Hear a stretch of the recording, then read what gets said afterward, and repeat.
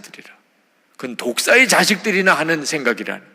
누가 너희들에게 그렇게 가르치더냐. 그게 세례 요한의 책망이었습니다. 그럼 회개는 뭘 말하는 거죠? 회개는 내가 벌을 안 받겠다 하는 게 회개가 아니에요. 혹시 여러분 중에 내가 회개하면 내가 벌을 좀 안 받을 수 있을까? 이런 생각을 가지고 회개에 대해서 마음을 기울이는 분들은 오늘 정말 제대로 들으셔야 합니다. 회개는 내가 벌을 받겠다고 하는 거지요. 하나님, 저는 벌을 받을 만한 일을 했습니다. 하나님, 저는 매 맞을 짓을 했습니다. 하나님, 제가 매를 맞겠습니다. 하나님, 제게 벌을 주세요. 그렇게 나오는 사람이 회개한 거지요. 나 회개했으니 빨리 나 용서해 주세요. 나 회개했으니 빨리 이 벌이 내게서 떠나가게 해주세요. 그런 사람이 회개를 한 겁니까? 여러분, 세상에서 자기 죄를 자백하면 용서를 받습니까? 구속을 당합니까? 검찰에 가서 조사를 받습니다. 처음에는 나는 절대로 잘못한 게 없다고 그러지요. 왜? 잘못한 게 있다고 그러면 구속을 당하니까. 그러나 나중에 증거가 나오고 모든 상황이 내가 잘못한 게 다 드러난 상황이 되면 그제서야 제가 잘못했습니다 라고 말하게 되잖아요. 그리고 진술서에 사인을 하면 그럼 어떻게 되지요? 그 다음에는 쇠고랑을 차고 구속을 당하는 거죠. 내가 잘못했습니다 라고 말할 때 뭘 생각하는 거지요? 이제 내가 벌을 받는구나. 그걸 생각하고 잘못했다고 말을 하는 거지. 내가 잘못했다고 말을 하면 용서받고 모든 문제가 다 해결된다고 정말 그렇다면 밤새워서 검찰에 가서 조사받을 이유가 뭐 있습니까? 들어가자마자 내가 잘못했다고 다 해버리면 되지. 그러면 나 이제 용서해 주세요. 그런 법은 도무지 없잖아요. 이 사람이 자기 죄를 고백했다 그러면 그 사람은 이제 벌을 받을 각오를 한 사람이죠. 하나님 앞에 죄를 회개하는 것도 꼭 같은 것이라는 거죠. 가장 회개 같은 회개를 하고도 하나님의 진노를 더 받은 경우가 민수기 14장에 나옵니다. 이스라엘 백성들이 가나안 땅 앞에까지 가서 정탐꾼을 가나안 땅에 들여다보내고 보고를 받았습니다. 보고를 받아보니까 가나안 땅에는 너무너무 장대한 거인들이 살고 있는 곳이더라. 그래서 이스라엘 백성들이 다 뒤집어졌잖아요. 우리가 가나안 땅에 들어가면 우리가 다 죽겠다. 그곳은 사람 잡는 곳이다. 그러니 우리가 빨리 다른 지도자를 세워서 다시 애굽으로 돌아가자. 그들이 그랬단 말입니다. 그래가지고 그들이 서로 의견을 모아서 애굽으로 돌아가려고 했어요.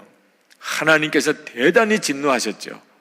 하나님을 믿지도 아니하고 하나님께 순종하지도 않는 그 백성들을 하나님은 전염병으로 다 쳐서 죽이겠다고 하셨어요. 그때 모세가 하나님께 결사적으로 매달립니다. 하나님, 이 백성을 긍휼히 여겨 주시라고. 이미 하나님이 택하고 부르신 족속인데 이렇게 하시면 나중에 하나님의 명예에도 문제가 되지 않겠습니까? 하나님께서 모세의 기도를 들으시고 마음을 바꾸세요. 내가 지금 이들을 다 진멸하지는 않겠다. 그러나 그들이 제명대로 살기는 하겠지만 그들은 가나안 땅에 들어가지 못하고 전부 광야에서 죽을 것이다. 광야에서 죽을 때까지 광야를 맴돌게 하겠다는 거죠. 그리고 이제는 그들을 이끌고 광야로 가라고 하는 겁니다. 모세가 이스라엘 백성들에게 그 이야기를 했어요. 너희들이 이제 하나님 앞에서 하나님의 진노를 샀는데 너희들은 광야에서 다 죽을 것이다. 너희들의 자녀들만 가나안 땅에 들어가게 될 것이다. 자, 이 이야기를 듣고 난 다음에 이스라엘 백성들이 심각해졌습니다. 큰일 난 거지요. 사태가 아주 대단히 위태로워진 것을 알았어요. 그들은 밤새도록 그 문제를 가지고 의논했습니다. 어떻게 하면 좋을까? 그들이 마음을 바꾸었어요. 그리고 그 다음날 아침 일찍 그들은 가나안 땅을 향하여 돌진을 했습니다. 모세를 향하여 산의 꼭대기에 올라가서 모세에게 먼저 말한 것도 아니고 자기들끼리 벌써 가나안 땅을 향하여 가서 동산 하나에 올라가서 그들이 모세에게 말을 했습니다. 40절에 보소서 우리가 여기 있나이다. 우리가 여호와께서 허락하신 곳으로 올라가리니 우리가 범죄하였음이니이다. 회개했지요? 그들이 얼마나 회개했습니까? 그리고 그들은 말만 그런 게 아니고 행동으로 옮겼단 말이에요. 행동으로. 그들은 아침에 일찍 일어나서 가나안 땅을 향하여 나아갔어요. 그리고 벌써 산 하나 올라갔습니다. 그리고 하나님 보세요, 우리가 다 회개했습니다. 하나님 이제 우리가 가나안 땅에 들어갈 겁니다. 하나님 우리가 범죄했어요. 이보다 더 훌륭한 회개가 어디 있습니까? 그런데 모세를 통해서 하나님은 뭐라고 말씀하십니까? 41절에 보니까 너희가 어찌하여 이제 여호와의 명령을 범하느냐, 이 일이 형통하지 못하리라. 그들의 회개가 오히려 하나님을 더 진노하게 만들었다는 거예요. 결국은 그들은 아말렉과 가나안 사람들에게 다 져서 죽습니다.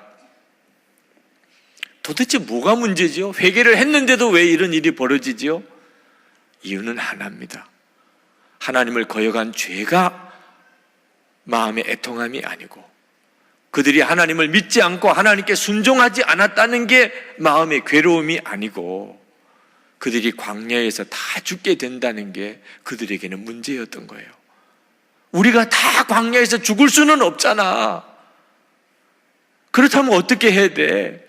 회개하면 하나님이 용서해 준대잖아. 회개하면 모든 게 다 이제는 다 원점으로 돌아간대잖아. 그렇다면 회개하지 뭐. 우리 회개합니다.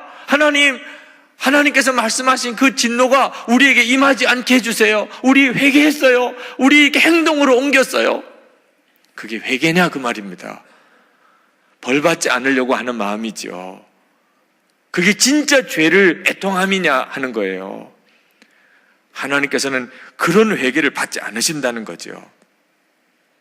여러분, 회개를 해도 왜 새 삶의 역사가 일어나지 않나?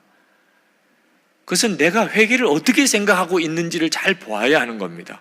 진짜 내가 하나님을 믿지 않았고 하나님께 순종하지 않았던 죄에 대한 애통함이 있는가? 죄가 정말 싫어졌는가? 아니면 회개하지 않으면 벌 받는다니까 지금 겪는 이 어려움이 죄로 인하여 하나님의 징계인지 모른다고 생각이 들어서, 그렇다면 회개하면 죄 없이 함도 주고 새 삶도 주신다니까, 그래서 하는 그런 회개라고 한다면 그건 회개가 아니라는 거죠. 분명히 회개하면 하나님 용서하시고 회개하면 우리에게 새 삶을 주시는 말씀은 조금도 틀리는 말씀이 아닙니다. 그러나 문제는 회개가 진짜여야 한다는 거죠. 회개가 진짜여야 비로소 약속도 그대로 이루어지는 것이지, 내 마음속에 있는 회개라는 것이 겨우 어려움 당하지 않았으면 좋겠다, 벌 안 받았으면 좋겠다, 그런 게 회개라고 한다면 이건 회개가 아니라는 거죠. 회개는 오히려 벌을 받겠다고 하는 거죠. 때려달라고 하는 거죠. 내가 잘못했으니 내가 잘못한 벌을 받겠습니다. 그러나 하나님의 사랑을 내가 회복하기 원합니다. 예수님의 십자가를 제가 붙잡습니다. 저는 마땅히 벌을 받아 당연한 자입니다. 하나님이 나에게 어떻게 하시든지 내 생명을 걷어 가신다 하더라도 저는 할 말이 없습니다. 주님의 처분대로 나를 하시옵소서. 주님이 지금보다도 나에게 10배나 더 어렵게 한다 하더라도 저는 마땅히 그런 잘못을 저질렀습니다. 그러나 저는 오직 하나님의 사랑과 주님의 십자가에만 호소합니다. 하나님과의 관계가 풀려지는 역사는 회개 때문에 오는 것이 아니고 예수님의 십자가 때문에 오는 것입니다. 회개가 무슨 공로가 아니에요. 내가 회개했는데도 왜 하나님 풀어주지 않습니까? 회개했는데 왜 하나님 내게 새 삶을 주시지 않는 겁니까? 회개 자체가 무슨 공로가 돼서 하나님에게 대드는 것이 그게 회개가 아니라 그 말입니다. 우리를 풀어주시는 것은 전적으로 예수님의 십자가의 은혜로 되는 것이지, 회개는 그 은혜를 받을 수 있는 자격을 우리에게 보시려고 하시는 것뿐이지요.